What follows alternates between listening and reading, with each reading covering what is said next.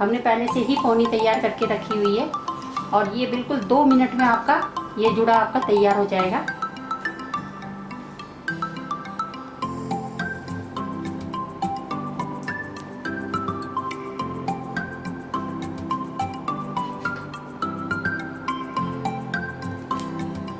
इनको कंघी कर लीजिए यहाँ से और इनको ऊपर को ले लीजिए नीचे के लिए और यहीं पर से आप इसको ये पार्ट लगा लीजिए। ये लगा दिया हमने और इसके बाद यहाँ का भाग ये वाला आप इसको भी कंघी कर लीजिए।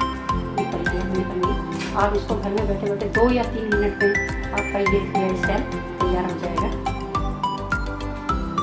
शादी में, पार्टी में, आप किसी जगह में भी इसको बना सकते हो इसको हेयर स्टाइल को।